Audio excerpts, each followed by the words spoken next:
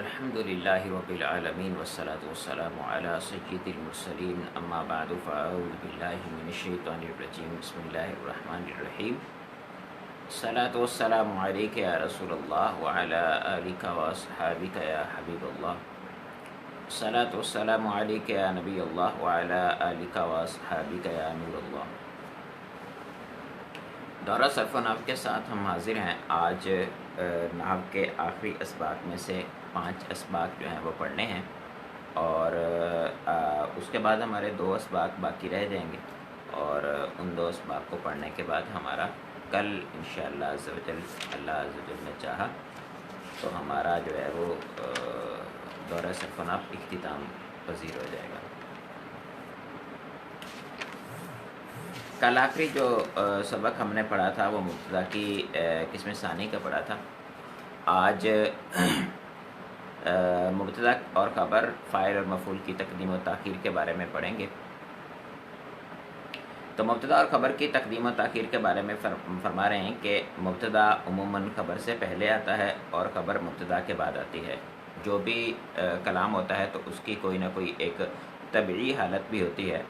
اردو زبان کے اندر بھی ہو، عربی زبان میں ہو یا کسی اور زبان میں ہو، تو جو اس کی طبعی حالت ہوتی ہے، تو اگر کوئی ایسی چیز، ایسا محرک، ایسا داعی جو اس کو اس کی طبعی حالت سے نہ پھیرے، اس وقت تک وہ اپنی طبعی حالت پر باقی رہتا ہے۔ تو جملہ اسمیہ اگر اپنی طبعی حالت پر باقی رہے تو اس میں مبتدا پہلے اور خبر بعد میں آتی ہے۔ کچھ ایسے عوامل ہوتے ہیں جن کی وجہ سے خبر کو پہلے ذکر کرنا پڑ جاتا ہے، اور کچھ ایسے عوامل ہوتے ہیں جس کی وجہ سے مبتدا کو پہلے ذکر کرنا واجب ہو جاتا ہے۔ ویسے نحوی اعتبار سے خبر کو پہلے ذکر کرنا جائز اور مبتدا کو پہلے ذکر کرنا جائز اور خبر کو بعد میں ذکر کرنا جائز ہے، واجب نہیں ہے۔ لیکن بعض صورتیں ایسی ہوتی ہیں کہ جس کے اندر پھر ان کو مبتدا کی جو تقدیم ہے یہ واجب ہو جاتی ہے، اور بعض صورتوں میں خبر کی تقدیم واجب ہو جاتی ہے۔ اب اس کی کیا صورتحال بن سکتی ہے؟ بعض اوقات تو ایسا ہوتا ہے کہ کچھ ایسے اسماء ہوتے ہیں جو ہمیشہ شروع میں آتے ہیں، کلام کے شروع میں آتے ہیں، تو وہ اگر مبتدا بن جائیں تو مبتدا کی تقدیم ضروری ہو جاتی ہے، اور اگر وہ خبر بن جائیں تو خبر کی تقدیم ضروری ہو جاتی ہے، ٹھیک ہے۔ اور بعض صورتیں ایسی ہوتی ہیں کہ جن میں ہم خبر کو مقدم نہ کریں تو مبتدا کا مبتدا بننا ہی ٹھیک نہ ہو، جیسے جار مجرور کو اگر ہم مقدم نہ کریں تو نکرہ جو ہے وہ نکرہ مبتدا بن ہی نہیں سکتا، تو اس وجہ سے ہمیں جار مجرور کو مقدم کر کے نکرہ کو خبر بنانا پڑتا ہے۔ فرما رہے ہیں مبتدا اور خبر کی تقدیم، مبتدا عموماً خبر سے پہلے آتا ہے اور خبر مبتدا کے بعد آتی ہے، جیسے زید قائم، اور کبھی خبر مبتدا سے پہلے بھی آ جاتی ہے، جیسے قائم زید۔ یہ دونوں صورتیں جائز ہیں کہ آپ اس کو مقدم کر لیں یا اس کو مقدم کر لیں، لیکن 4 صورتوں میں مبتدا کو مقدم اور خبر کو مؤخر لانا واجب ہے۔ پہلی صورت، مبتدا ایسے معنی پر مشتمل ہو جس کا شروع کلام میں لانا ضروری ہو۔ میں نے کہا نا کچھ ایسے اسماء ہوتے ہیں کہ جو ہمیشہ شروع میں آتے ہیں۔ اب وہ اسماء جو ہمیشہ شروع میں آتے ہیں، اگر ان میں سے کوئی ایک مبتدا بن جائے تو پھر ظاہری بات ہے وہ ان اسماء کو شروع میں لانا واجب ہے، تو مبتدا کو بھی شروع میں لانا واجب ہو جائے گا۔ جیسے من انت، اب من جو ہے یہ اسم استفہام جو ہے یہ اس کو شروع میں کلام میں لانا ضروری ہے، صدر کلام چاہتا ہے، تو جب یہ مبتدا بنے گا تو پھر اس کو شروع کلام میں لانا ضروری ہوگا۔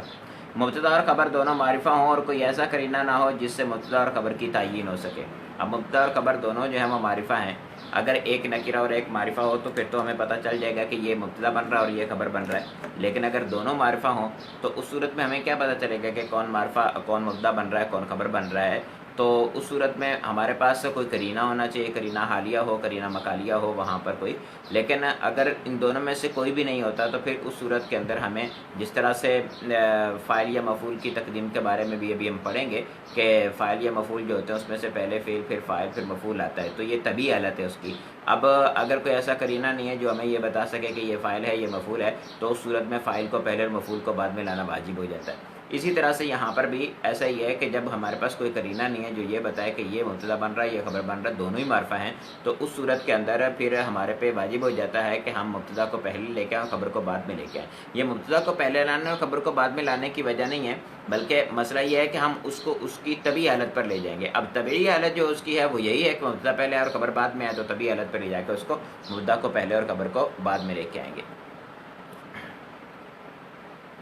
اچھا، اس کے بعد فرما رہے ہیں کہ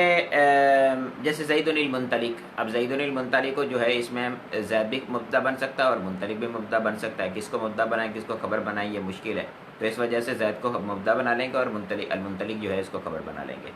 مبتدا اور خبر دونوں نکرہ مخصوصہ ہوں، جیسے غلام رجل ولد صالح، اس مثال کے اندر غلام رجل ولد صالح جو ہے اس میں غلام رجل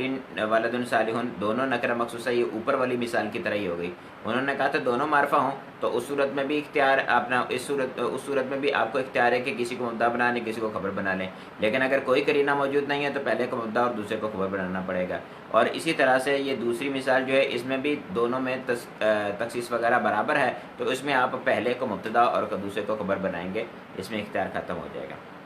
اس کے بعد فرما رہے ہیں مبتدا اور خبر کا فعل ہو، مبتدا خبر کا فعل ہو، یعنی خبر جملہ فعلیہ ہو، تو اس کی ضمیر مرفوع مبتدا کی طرف راجع ہو، تو اس صورت کے اندر مبتدا خبر بنانے کے لیے آپ کو یعنی فاعل جو بعد میں جو فعل آ رہا ہے یعنی مبتدا آ رہا ہے اسم، اور اس کے بعد ایک جملہ فعلیہ آ رہا ہے جو خبر بن رہا ہے، اور جملہ فعلیہ کو جو فاعل ہے وہ مبتدا بن رہا ہے، ہم مبتدا کو اٹھا کے بعد میں لے کے جائیں گے تو وہ تو اس فاعل اس میں ظاہر بن جائے گا نا، فعل کا فاعل اس میں ظاہر بن جائے گا فعل کا، تو مبتدا خبر کی تو ترکیب بھی ختم ہو جائے گی۔ تو متکلم چاہ رہا تھا کہ ہم مبتدا خبر کے ذریعے سے جملہ اسمیہ کے ذریعے سے دوام و ثبوت پر دلالت کرنے کے لیے کلام کو لے کے آئیں، تو وہ حدوث پر دلالت کرنے کے لیے جملہ فعلیہ بن گیا۔ جملہ فعلیہ کو لانے کے دوائی الگ ہے نا، اور جملہ اسمیہ کو لانے کے دوائی الگ ہے۔ متکلم کلام جملہ اسمیہ سے کرنا چاہ رہا تھا، آپ نے مقدم کو مؤخر کر دیا، یعنی زید کو بعد میں لے کے آئے تو وہ مثال کے طور پر زید کامہ ہے، تو زید کو بعد میں لے کے آئے تو کامہ کا فاعل بن گیا، کامہ کا فاعل بننے کی وجہ سے وہ جملہ فعلیہ بن گیا۔ مقصود آپ کا تھا کہ کلام کرے آپ جملہ اسمیہ کے ذریعے سے، تو مقصود ہی فوت ہو گیا آپ کا، ٹھیک ہے۔ تو اس وجہ سے ایسی صورتحال اگر ہو تو جملہ اسمیہ کے ذریعے سے اگر کلام کرنا چاہ رہے ہیں آپ، تو واجب ہے کہ آپ جو یہ مبتدا ہے اس کو پہلے ہی رکھیں، بعد میں لے کے جائیں گے تو وہ فاعل بن جائے گا۔ خبر کے مقدم ہونے کی وجہ سے مبتدا کا واقع ہونا صحیح ہو، یہ میں نے جیسے آپ کو عرض کیا تھا کہ جار مجرور نکرہ جو ہوتا ہے جب اسی وقت مبتدا بن سکتا ہے جب جار مجرور خبر مقدم ہو۔ اب جار مجرور خبر مقدم نہ ہوں گے تو مبتدا واقع ہونا ہی ٹھیک نہیں ہوگا، تو اس وجہ سے جار مجرور کو مقدم کرنا یعنی خبر کو مقدم کرنا واجب ہو جائے گا۔ اس کے بعد فرما رہے ہیں مبتدا میں ایسی ضمیر ہو جو خبر کے جز کی طرف لوٹ رہی ہو، جیسے فی الدار صاحبھا۔ اب اس مثال کے اندر دیکھیں کہ طبی طور پر جیسے میں نے آپ کو بتایا کہ مبتدا کو پہلے لانا ضروری ہوتا ہے اور خبر کو بعد میں لانا ضروری ہوتا ہے۔ اب مبتدا کو پہلے لانا ضروری ہے اور خبر کو بعد میں لانا ضروری ہے، تو مبتدا جو ہے اس کا رتبہ پہلے ہوگا اور خبر جو ہے اس کا رتبہ بعد میں ہوگا۔ ایسی ضمیر جو مبتدا کی طرف لوٹ رہی ہے وہ اگر ایسی ضمیر جو خبر کی طرف لوٹ رہی ہے اور مبتدا کے ساتھ ملی ہوئی ہے، تو اس صورت کے اندر مبتدا کو بعد میں لانا ضروری ہوگا، کیونکہ اگر آپ مبتدا کو پہلے لے آئیں گے تو اس صورت میں اضمار قبل ذکر لفظاً تو ہوگا ہی، لیکن ساتھ کے اندر اس کے اندر وہ اضمار قبل ذکر جو ہے وہ رتبتاً بھی ہو جائے گا، ٹھیک ہے۔ تو اضمار قبل ذکر لفظاً بھی ہو رتبتاً بھی ہو تو یہ ناجائز ہوتا ہے، اس وجہ سے آپ کو کیا کرنا ہوگا کہ مبتدا کو پہلے ہی لانا ہوگا اور خبر کو بعد میں لانا ہوگا، ٹھیک ہے۔ اچھا،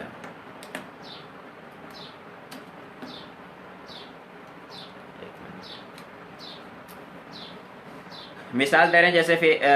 فی داری صاحبہ۔ اب فی داری صاحبہ مبتدا اور اس کے اندر ایک ضمیر ہے جو دار کی طرف لوٹ رہی ہے، اگر آپ صاحبہ فی دار کر دیں تو اس صورت کے اندر مبتدا مقدم ہو جائے گا، اس کے اندر ایک ضمیر ہے جو دار کی طرف لوٹ رہی ہے اور دار اس کی خبر ہے، رتبتاً بھی بعد میں ہے اور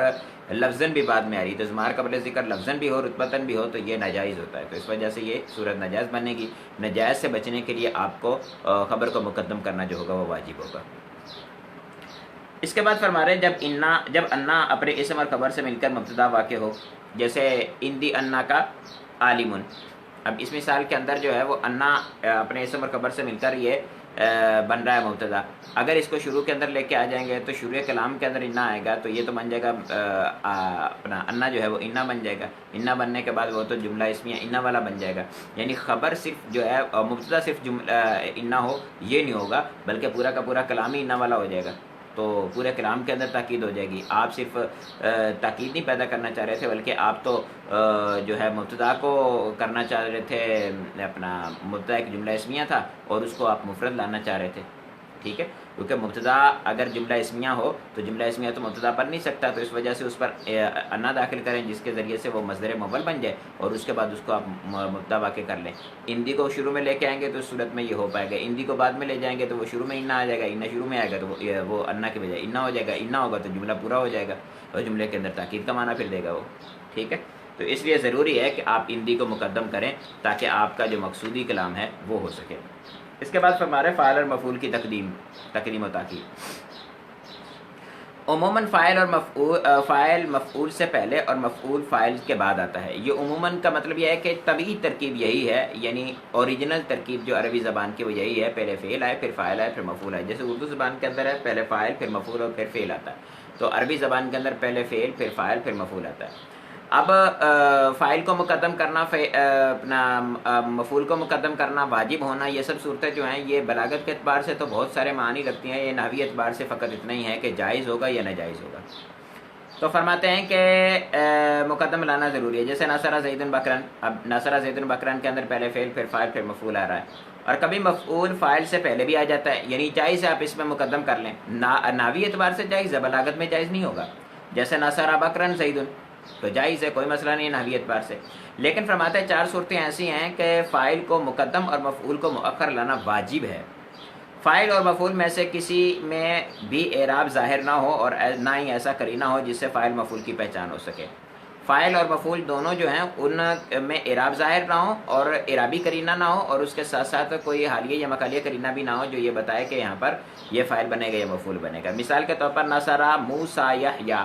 اب ناصرہ موسیٰ یحییٰ جو ہے اس مثال کے اندر آپ دیکھیں تو موسیٰ یحییٰ کی مدد کر سکتا ہے، یحییٰ موسیٰ کی مدد کر سکتا ہے، یہ بھی فاعل بن سکتا ہے وہ بھی فاعل بن سکتا ہے، تو ہمارے پاس نہ تو اعرابی طور پر کوئی قرینہ موجود ہے نہ اس کے علاوہ کوئی قرینہ موجود ہے، تو اس وجہ سے ہمیں لازم ہوگا کہ ہم موسیٰ کو فاعل بنائیں اور یحییٰ کو مفعول بنائیں۔ کس وجہ سے کہ ہم اس کو اوریجنل ترکیب جو تھی اس پر لے جائیں گے کہ پہلے فعل پھر فاعل پھر مفعول ہے، تو اس ترکیب پہ لے کے جائیں گے تو خود ہی سمجھ میں آ جائے گا کہ پہلا فاعل بن رہا ہے پھر دوسرا مفعول بن رہا ہے۔ اچھا، دوسری صورت فرماتے ہیں فاعل ضمیر متصل ہو اور مفعول فعل سے پہلے نہ آ رہا ہو، فاعل ضمیر متصل ہو اور مفعول فعل سے پہلے نہ آ رہا ہو، تو اس صورت میں فاعل کو مفعول سے مقدم کرنا واجب ہو جائے گا، کیونکہ فاعل جو ہے ضمیر متصل ہے اور مفعول پہلے نہیں آ رہا، فعل سے پہلے نہیں آ رہا، فعل کے بعد آ رہا ہے، تو ظاہری بات ہے فعل اور ضمیر متصل کے درمیان تو آ نہیں سکتا، لازمی بات ہے آپ کو فاعل کو مقدم کرنا واجب ہوگا، ٹھیک ہے۔ جیسے انت الفقیرہ، اب تو ضمیر کو بعد میں تو نہیں لا سکتے، ایسا تو نہیں ہو سکتا آنا فقیرن تو آ کر میں لے کے آ جائیں، اس طرح سے ضمیر متصل جو ہے وہ تو الگ سے نہیں آ سکتی۔ اسی طرح سے فرماتے ہیں مفعول الا کے بعد واقع ہو، اگر مفعول الا کے بعد واقع ہو تو اس صورت کے اندر بھی مفعول کو مؤخر کرنا اور فاعل کو مقدم کرنا واجب ہوگا۔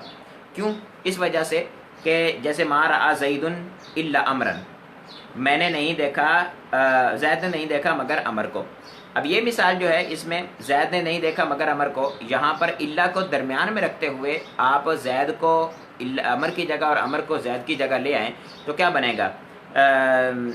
امر کو نہیں دیکھا مگر صرف زید نے، یعنی پہلے امر جو حصر تھا وہ امر میں ہو رہا تھا، اب حصر جو ہے وہ زید کے اندر ہو رہا ہے، تو یہ حصر منقلب ہو جائے گا، اس وجہ سے لازم ہے کہ آپ زید کو پہلے اور امر کو بعد میں لے کے آئیں تاکہ حصر منقلب نہ ہو۔ اسی طرح سے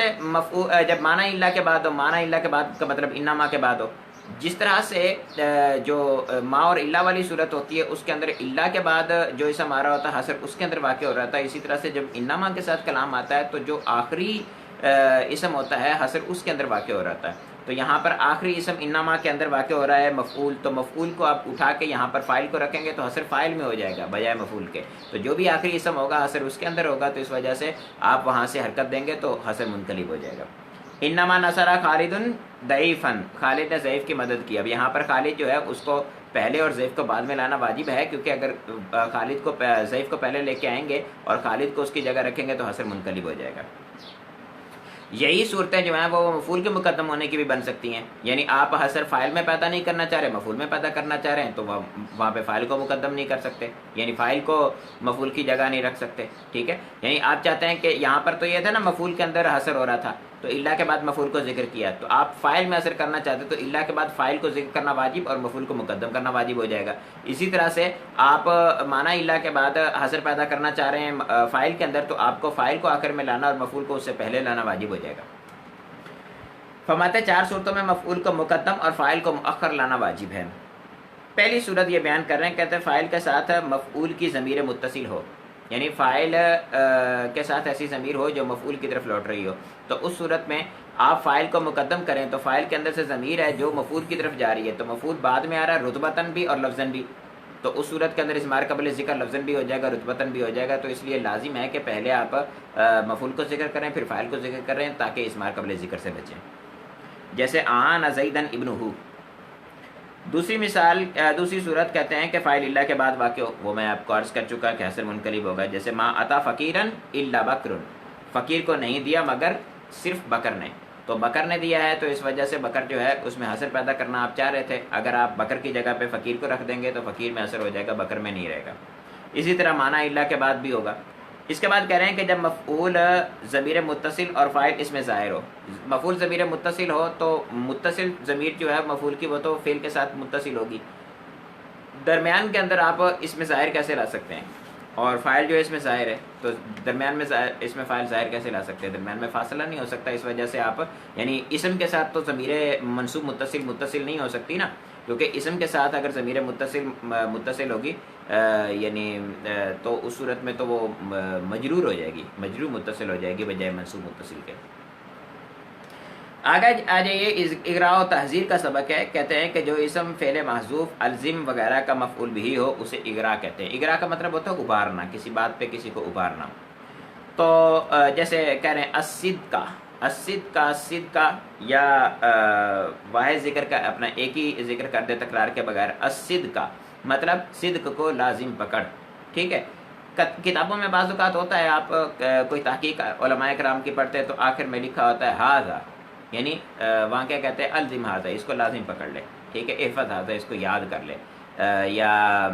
ہوتا ہے کہ خذ ہاذا، اس کو لے لے، تو اس طرح کے کلام آتے رہتے ہیں، تو یہ اغراء ہوتا ہے، ابھار رہے ہوتے ہیں آپ کو اس پر۔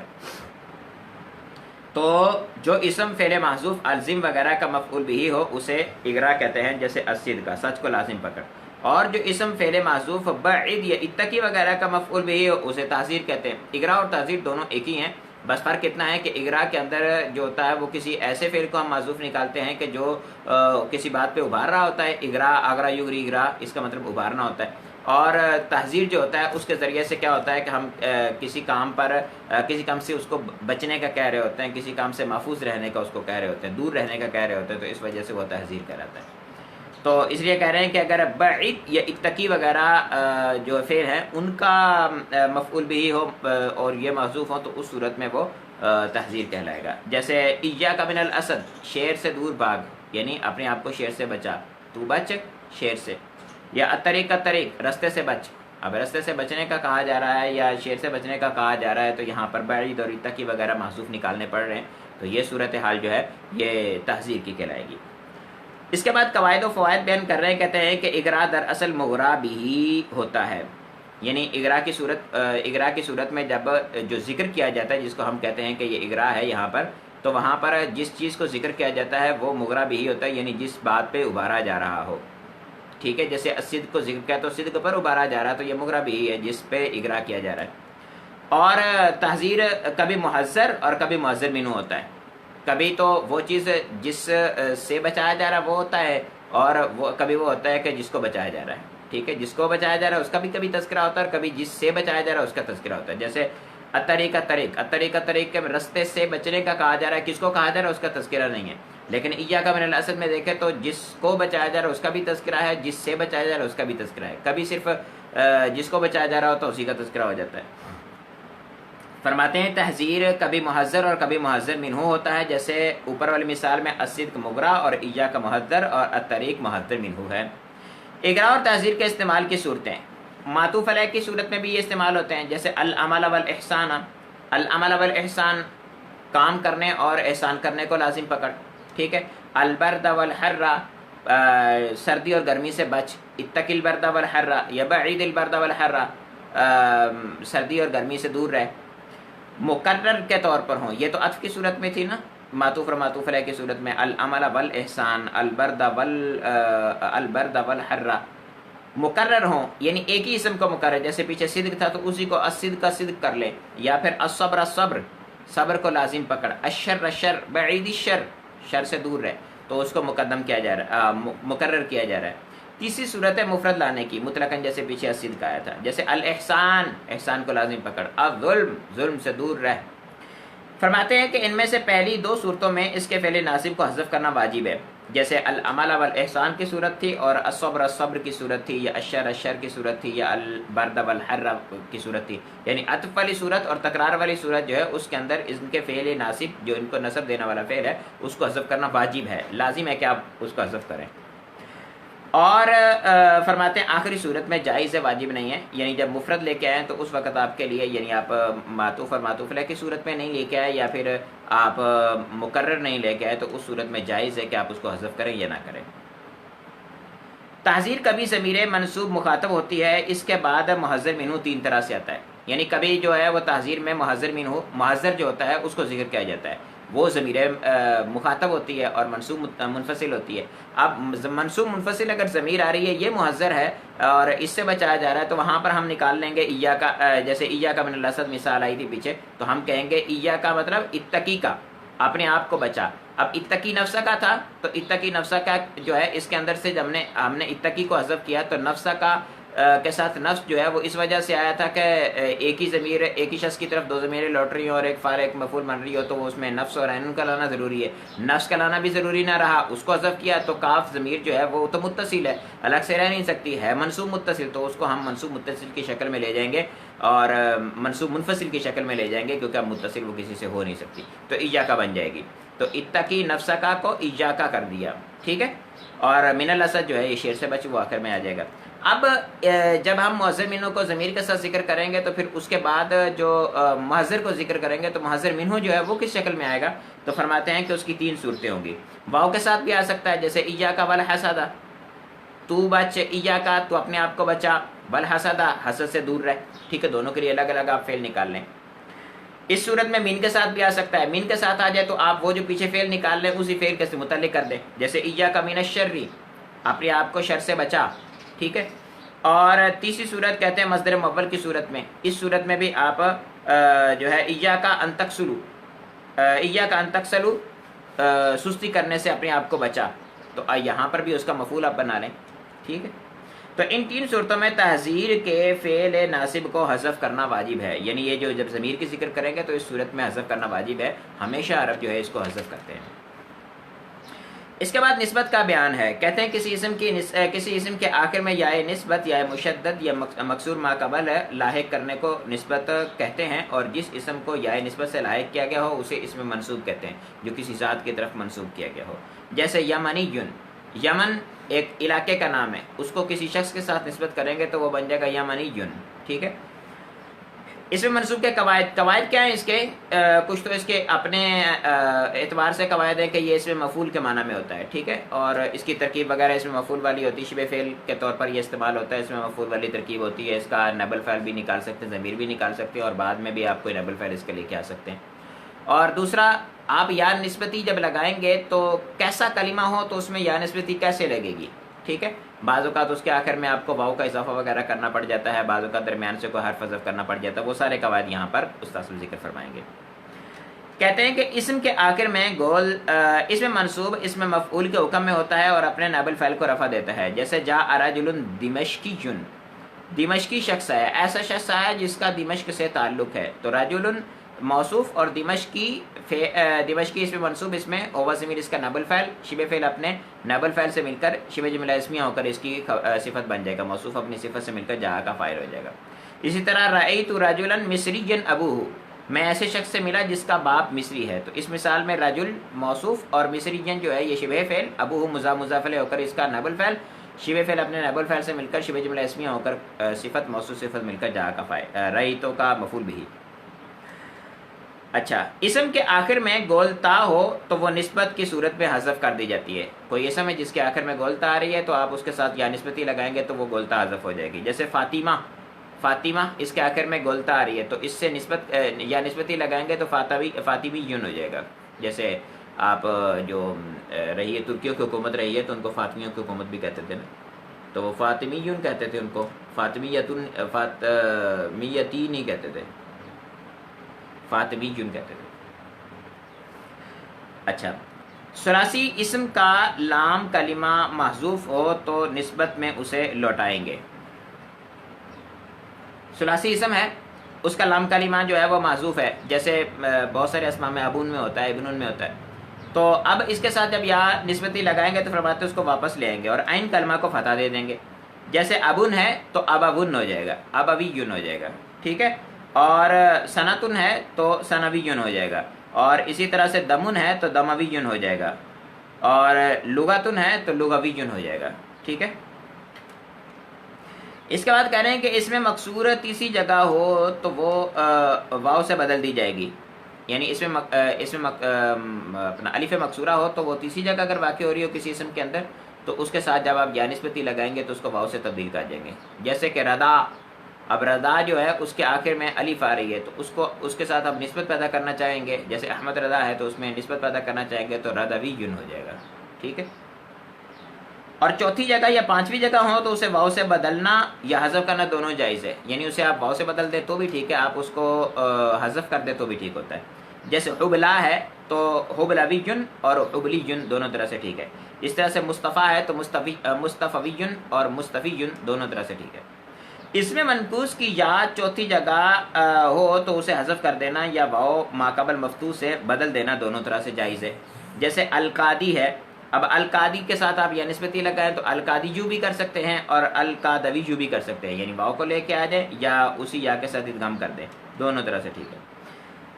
الف ممدودہ واو سے بدل دی جائے گی, جیسے بیضاء, اب اس میں الف ممدودہ آ رہی ہے تو اس کو آپ واو سے تبدیل کر دیں بیضاویون, امام بیضاوی جو جسے آپ کہتے ہیں, تو بیضاء علاقے سے تعلق ہونے کی وجہ سے بیضاویون کہلاتے ہیں.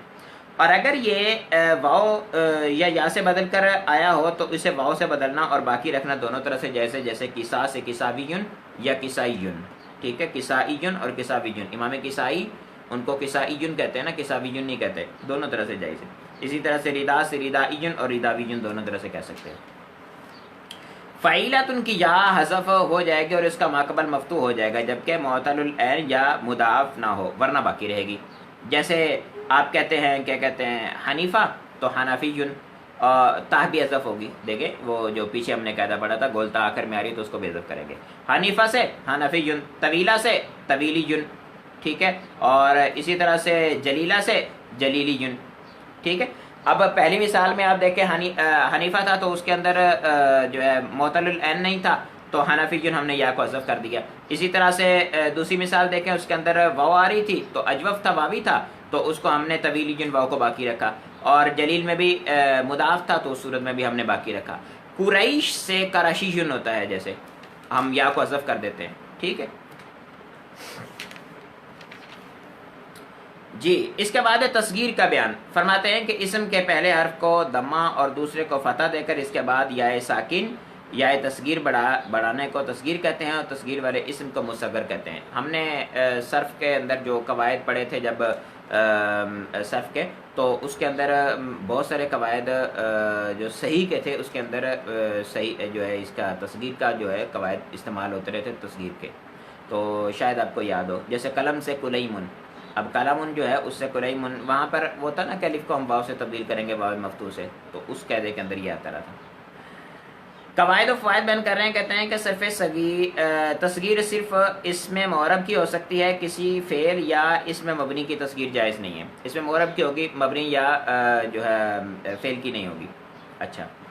کسی اسم کی تصغیر تقلیل, تحقیر, تقریب, محبت یا تصغیر پر دلالت کرنے کے لیے کی جاتی ہے. تصغیر کا صرف یہ مطلب نہیں ہوتا کہ آپ اس کو چھوٹا دکھا رہے ہوں یا اسے چھوٹے ہونے کا معنی لے رہے ہوں, بہت سے مقاصد کے لیے تصغیر کی جا سکتی ہے. تو فرما رہے ہیں تصغیر جو اسم کی تصغیر کی جاتی ہے یہ تقلیل کے لیے بھی کی جاتی ہے, بعض اوقات چیز کے کم ہونے پر دلالت کرنے کے لیے کی جاتی ہے, بعض اوقات تحقیر کے لیے تصغیر کی جاتی ہے اس کو چھوٹا دکھانے کے لیے, بعض اوقات قریب ہونے کے لیے تصغیر کی جاتی ہے, بعض اوقات محبت کی وجہ سے تصغیر کی جاتی ہے. بنی محبت کے لیے کیا جاتا ہے, ابن کی تصغیر ہے نا بنی, کہ یا بنئی، تو یہاں پر بنئی کی جو ابن کی تصغیر بنئی کی ہے، یہ کوئی تصغیر تحقیر کی وجہ سے نہیں ہے، بلکہ یہ محبت کی وجہ سے بولا جاتا ہے۔ اچھا، تو جیسے ورق کی جمع وريقات،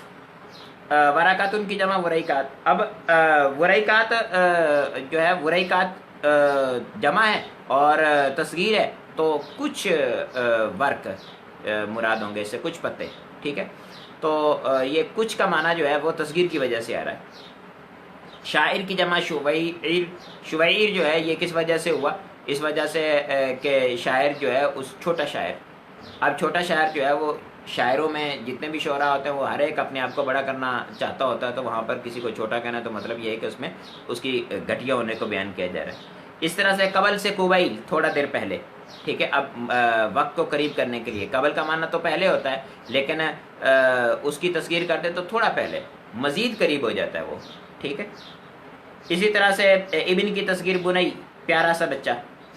طفل کی تصغیر طفیل، یہ بھی محبت کی وجہ سے کیا جا رہا ہے، اور طفل کی تصغیر طفیل یہ چھوٹا ہونے کی وجہ سے کیا جا رہا ہے۔ اس کے بعد کہہ رہے ہیں کہ ثلاثی کے اسم ثلاثی اسم کی تصغیر فعیل، رباعی کی فعیلیل اور خماسی کی فعیعیل کے وزن پر آتی ہے، جبکہ خماسی میں چوتھا حرف علت ہو، ورنہ حرف خامس کو گرا کر اس کی تصغیر بھی کی جاتی ہے، جیسے فعیعیل۔ یہ میں نے آپ کو وہاں پر بھی عرض کیا تھا کہ اگر اس کے بعد ایک حرف ہو تو اس کو اس کی حالت پر باقی رکھا جائے گا، دو حرف ہو تو یعنی یائے تصغیر کے بعد جیسے جمع منتجمع ہوتی تو اس کے بھی الف کے بعد ہوتا ہے نا، یہی صورتحال ہوتی ہے کہ اگر دو اسم آ رہے ہیں، دو حرف آ رہے ہیں تو اس صورت میں پہلے کو مکسور، تین آ رہے ہیں تو درمیانی ساکن اور پہلا مکسور ہوگا، درمیانی یا ہوگا۔ تو یہاں پر ایک اضافی بات خماسی کی بھی بیان کر دی انہوں نے کہ اگر خماسی ہو تو اس صورت میں آخری حرف کو حذف کرنا بھی جائز ہے، ٹھیک ہے۔ جیسے حسن کی تصغیر حسین، جعفر کی تصغیر جعیفر، اور عصفور کی تصغیر اسیفر، اسیفیر، اور سفرجل کی تصغیر سفیرج، سفیرجل یا سفیرج، دونوں طرح سے کر سکتے ہیں۔ یائے تصغیر کا مابعد حرف مکسور ہوتا ہے، لیکن مابعد اگر ایک ہی حرف ہو یا آخر میں علامت تانیث یا الف جمع یا الف نون زیادہ ہو تو وہ اپنی حالت پر برقرار رہتا ہے، جیسے راجل سے رجیل، ٹھیک ہے۔ اب یائے تصغیر کے بعد انہوں نے کہا نا کہ اگر ایک حرف ہے تو مکسور رہے گا، یائے تصغیر کے بعد حرف مکسور ہوتا ہے، وہ اگر ایک ہو تو وہ اپنی حالت پر باقی رہے گا، دو ہو تو مکسور ہوگا، جیسے راجل کی تصغیر رجیل، اور تمرات ان کی تصغیر تمیرہ، اور انہار کی تصغیر انیہار، اور عمران کی تصغیر امیران۔ اب اس میں نہیں کر سکتے کیونکہ مابعد جو ہے وہ اس بات کا تقاضا کرتا ہے کہ وہ مکسور نہ ہو، وغیرہ مکسور ہوگا۔ دوسرا حرف حمزہ کے علاوہ کسی اور حرف سے بدل کر آیا ہو تو وہ اصل کی طرف لوٹ جائے گا، جیسے باب سے بویب، یہ باب میں واو تھا جو الف سے بدلا ہوا تھا تو بویب واو کی طرف واپس چلا جائے گا۔ اسی طرح سے ناب سے نیب، یہ ناب میں یا جو تھا الف جو تھا یہ یا سے بدلا ہوا تھا تو اس کو واپس لے جائیں گے یا کی طرف۔ اسی طرح سے دینار ان کو دنینیرن، کیونکہ یا جو تھی یہ نون تھی اصل میں تو اس کو واپس لے جائیں گے۔ اور اگر دوسرا حرف حمزہ سے بدل کر آیا ہو یا مجہول الاصل ہو یا زائدہ ہو تو وہ واو سے بدل جائے گا، جیسے آسال ان سے، آسال جو ہے یہ سال تھا اصل کے اندر تو اس کی تصغیر کریں گے تو اویسل، اویسال کر دیں گے۔ اس طرح سے آج ہے تو اویج کر دیں گے، اسی طرح سے ناصر ہے تو نویسر کر دیں گے، یعنی جو دوسری جگہ پر اگر اپنا حرف مدہ آ رہا ہوگا تو اس کو واو مفتوح سے بدل دیں گے۔ تصغیر میں محذوف حرف لوٹ آتا ہے، جیسے ابیجن، ٹھیک ہے۔ یہ ابیجن جو ہے یہ ابن تھا، ابن میں الف اور با اور واو حروف اصلیہ ہیں تو اس میں واو کو واپس لا کر اس کو یا سے بدل کر یا کے یا میں ادغام کے ابیجن ہو گئے۔ تصغیر میں محذوف حرف لوٹ آتا ہے، جیسے ابیجن، اور ثلاثی مؤنث سمائی کے آخر میں تا بھی آتی ہے، جیسے دار سے دویرہ اور عین سے اویینہ، کیونکہ یہ جو اصل میں مؤنث سمائی ہیں تو مؤنث سمائی جو ہوتے ہیں مؤنث تقدیری بھی انہیں کہتے ہیں، ان میں حرف جو ہوتی ہے کیا کہتے ہیں تانیث مقدر ہوتی ہے، تو جب تصغیر کریں گے تو تصغیر میں چونکہ چیز اپنی اصل پر چلی جاتی ہے تو اس وجہ سے وہ مقدر جو ہے وہ واپس آ جائے گا۔ بہت سے اسماء کی تصغیر خلاف قیاس بھی آتی ہے، جیسے تئی، یا یہ بنو طے قبیلے سے تیّن، اور جو ہے وہ تئی سے تائی، بنو تئی قبیلے جو ہے اس سے آپ کسی کی کرنا چاہیں اپنا نسبت تو تئی بن جائے گا، تائی بن جائے گا۔ اسی طرح سے الف بڑھ گئی اس میں، اور اسی طرح سے رائے جو ہے وہ ایران کے شہر تہران کو پہلے رائے کہتے تھے، تو رائے جو ہے اس کی تصویر کرتے تھے راضی سے، یہ بالکل ہی تبدیل ہو جاتا تھا. ٹھیک ہے، تو میرے خیال میں ہمارا کافی ہے اتنا سبق. اس کے بعد کل ہم تینوں ہی اسباق پڑھ لیں گے اور اپنا جو ہے وہ اس کو دورے کو اختتام کی طرف لے جائیں گے. کسی قسم کا سوال ہو تو ارشاد فرمائیں.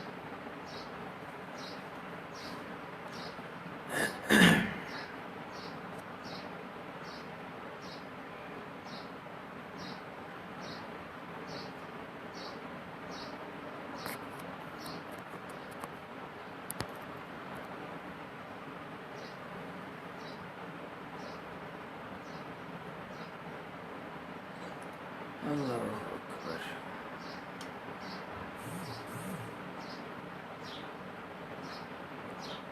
جی تو نہیں ہے کسی قسم کا سوال. جزاک اللہ خیر وحسن الجزاء. السلام علیکم ورحمۃ اللہ وبرکاتہ.